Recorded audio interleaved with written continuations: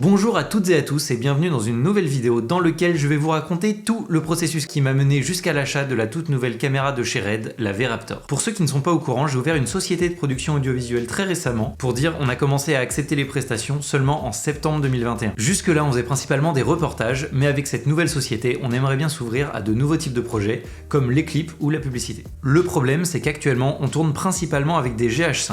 Et comme vous avez pu le voir dans la vidéo que valent les GH5 pour 2022, ils sont vraiment formidables pour les reportages en multicaméra, mais ils ne sont pas du tout adaptés à des grosses équipes qui utilisent une seule caméra. Le problème n'est pas du tout la qualité d'image qui nous convient encore très bien, mais plus la conception même du boîtier qui nous oblige à suréquiper les caméras dès qu'on sort du cadre un cadreur égale une caméra. Du coup, on avait prévu un plan d'investissement diabolique sur 2021-2022 qui devait nous permettre de monter en gamme petit à petit. L'idée était de garder les GH5 pour les projets nécessitant du multicaméra comme les reportages ou les captations de spectacles, d'acheter une caméra milieu de gamme pour nos prods du quotidien et occasionnellement de louer des caméras plus haut de gamme en cas de besoin. Bon, il va falloir se remettre dans le contexte, on est en début de cet été, donc l'été 2021, où la Red Raptor n'a pas encore été annoncée. Pour ma caméra milieu de gamme, j'avais un budget d'environ 6 000 € dans lequel je voulais faire rentrer quelques exigences. Alors déjà, je voulais une caméra avec au moins 15 diaph de dynamique. Alors pour ceux qui connaissent pas trop, c'est l'unité qui permet de mesurer la différence de luminosité entre deux intensités. Plus le chiffre est élevé, mieux c'est. Alors pour ceux qui connaissent pas trop, le GH5 qui me filme, il a à peu près 12 diaph de dynamique. Donc entre cette partie-là qui est quasiment cramée et cette partie-là qui est sombre, voilà, il y a à peu près 12 diaph de dynamique. Je voulais la caméra la plus compacte possible parce que je viens de l'école 5D Mark II et du coup je déteste les grosses configs. Et vu qu'avec cette nouvelle caméra, j'allais devoir changer tout mon parc optique,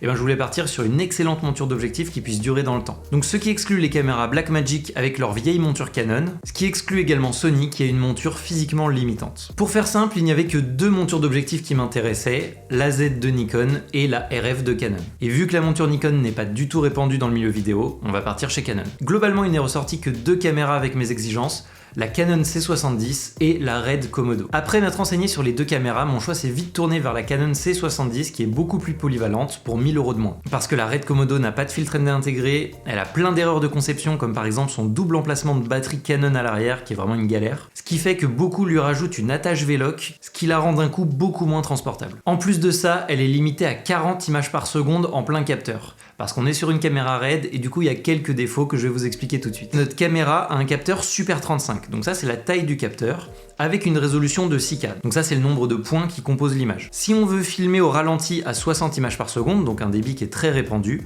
on est obligé de passer en 4K. Mais chez Red, si on change de résolution, on n'utilise que les pixels nécessaires pour filmer en 4K. Du coup ça va prendre que les pixels du centre, ce qui a pour conséquence de rezoomer dans notre objectif, au point d'en faire un capteur aussi petit que celui du GH5.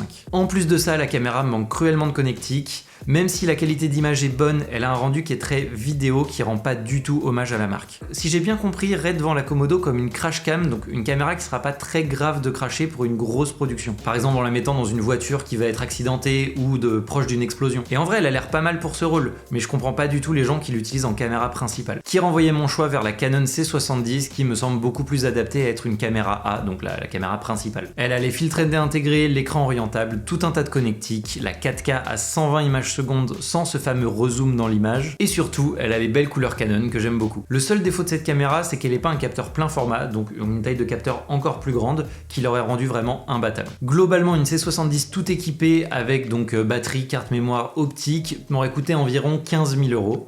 On prend ce prix, on le met de côté et on reviendra dessus plus tard. En plus de cette caméra, je voulais proposer à mes clients quelque chose d'un peu différenciant et du coup je m'étais tourné vers le slow motion. Bon, il n'était pas du tout question d'acheter une fantôme, déjà parce que j'ai pas 100 000 € à mettre dans une caméra et surtout parce que c'est une horreur à utiliser. J'ai eu l'occasion de faire une prod avec et c'est une caméra qui en fait est très peu transportable, qui est pas du tout adaptée à ma façon de travailler. Du coup, il me reste que deux choix en caméra slow motion. Soit la Chronos à environ 8 000 €, soit la Freefly Wave à environ 11 000 €. La Chronos a un tout petit capteur d'une qualité vraiment médiocre, j'ai vraiment eu beaucoup de mal à trouver des gens qui arrivaient à faire des belles images avec. En plus de ça, elle ne fait pas de 4K, elle peut faire que de la Full HD à 1000 images secondes, ce qui est déjà pas mal. Ensuite, il y a la Freefly Wave qui a un grand capteur qui permet de filmer 422 images secondes en 4K et 1400 images secondes en Full HD avec un gros rezoom dans l'image. La qualité d'image est meilleure que la Chronos, mais n'est pas terrible pour autant. Je m'étais décidé de prendre la Wave en plus de la C70, sauf que les accessoires de ces deux caméras ne sont pas compatibles, ce qui m'aurait obligé à acheter plusieurs accessoires en double.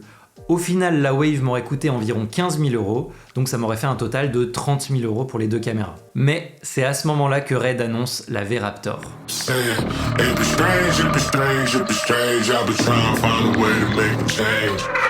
Et là, c'est la totale. Capteur plein format meilleur que celui de la Monstro, dans un tout petit corps caméra. 8K 120 images secondes, 4K 240 images secondes et 2K jusqu'à 600 images secondes, avec une des meilleures plages dynamiques du marché. Et le tout pour seulement 25 000 €. Alors je sais ça peut paraître énorme, mais la génération précédente, qui était environ 2 fois moins performante, coûtait au minimum 47 000 €. Et là j'ai fait le calcul très vite.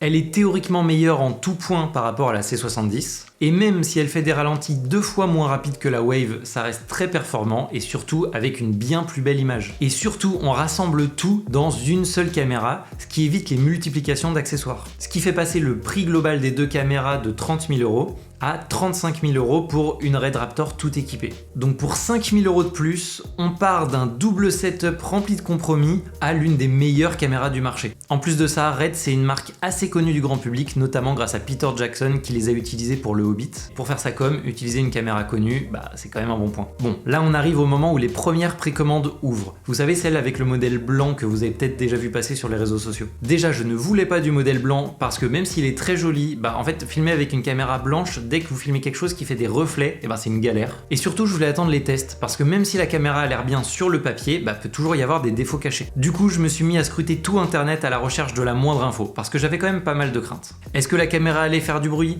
À quel point elle aura un crop factor en changeant de résolution? Quel serait le poids des fichiers? Pouvait-elle monter en ISO? Plein de questions que l'on peut se poser en achetant une nouvelle caméra. Je me suis retrouvé à regarder des lives de 3 heures en anglais avec des gars qui montrent tout dans les moindres détails, et après 2 semaines à regarder toutes les vidéos et lire tous les articles qui parlaient de cette caméra, j'ai fini par l'acheter. Et je vous en parlerai en temps voulu.